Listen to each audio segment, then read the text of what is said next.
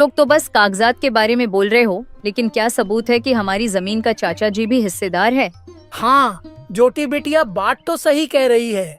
तुम लोग कुछ पुख्ता सबूत भी पेश करो, तब जाके मैं पंचायत बुलाकर सही फैसला ले पाऊंगा। सरपंच के मुंह से ये सुनने के बाद धर्मपाल, बिमला और कमल थोड़ा हताश जैसे नजर आए और वे लोग वहां से निकल गए। अरे पटवारी, तुम किसका इंतजार कर रहे हो?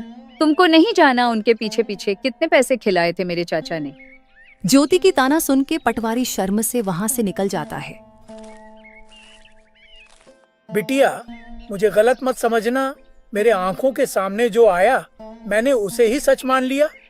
इस बार मैं अच्छे से जांच पड़ताल करके एक नतीजे में पहुंचूंगा। आगे से मैं धर्मपाल के बातों में नहीं आऊंगा। और वे लोग तुम दोनों के मजबूरी का फायदा उठाना चाहते हैं तो मैं तुम लोगों को न्याय और उन लोगों को कड़ी सजा दूंगा। सरपंच के मुंह से ये सुन के दोनों ने थोड़े राहत की सांस ली और थोड़ा शक, थोड़े खुशी के साथ घर लौटे।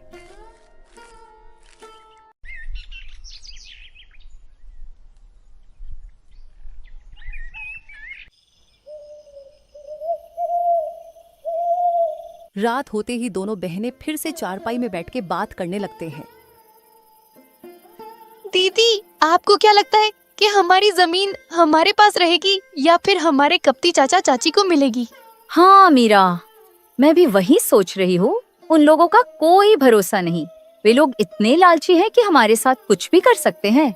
माँ बाबूजी के जाने के बाद उन लोगों ने अपना असली रंग दिखना शुरू कर दिया है। यही सब चिंता में दोनों बहनों ने मुश्किल से अपनी रात काटी।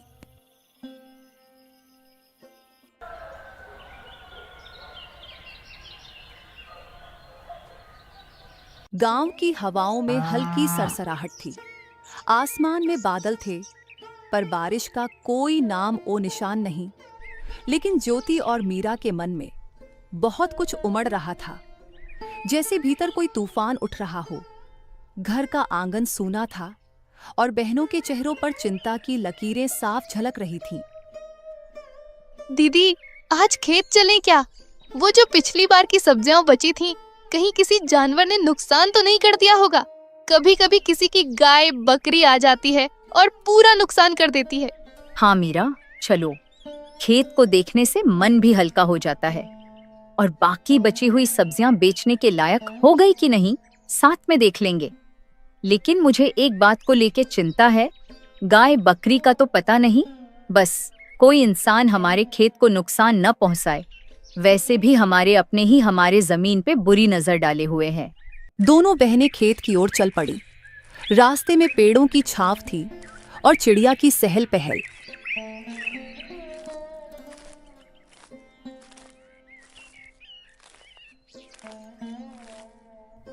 जैसे ही दोनों खेत के पास पहुंची, मीरा ने दूर से किसी की परछाई देखी।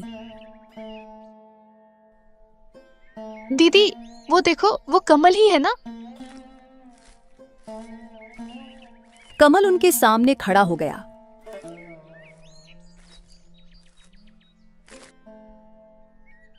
आंखों में गुस्सा, चेहरे पर घमंड। वो वहीं दोनों बहनों का रास्ता रोककर उनसे बात करने लगा। बहुत घमंड आ गया है तुम दोनों में। पहले जब हम साथ में रहते थे तब तुम दोनों बहुत मासूम बनने का नाटक कर रहे थे और तो और जुबान भी नहीं खोलते थे, लेकिन अब जैसे गांव की मालकिन बन गई हो तुम लोग। कमल भैया, हमने किसी से कुछ छीना नहीं है, बस जो हमारा हक था वही लिया है। हम आज भी किसी से बैर नहीं रखते और न ही पहले किसी से मेहरबानी लिए थे। तुम लोगों को लगता है कि इतनी आसानी से सब कुछ ले लोगी? ये सब मेरे बाबा की जमीन है। पहले तो प्यार से हमारे साथ रहने को बोल रहे थे तुम लोगों से, लेकिन अब देखना, एक एक चीज छीन लूंगा तुमसे। तुम दोनों को ऐसा सबक सिखाऊंगा कि जिंदगी भर याद रहेगा।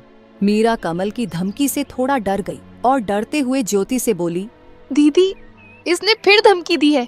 आप कुछ बोलो ना, ऐसे कैसे ये हमसे सब कुछ छीन लेगा? बहुत हो गया मीरा, कोई जरूरत नहीं।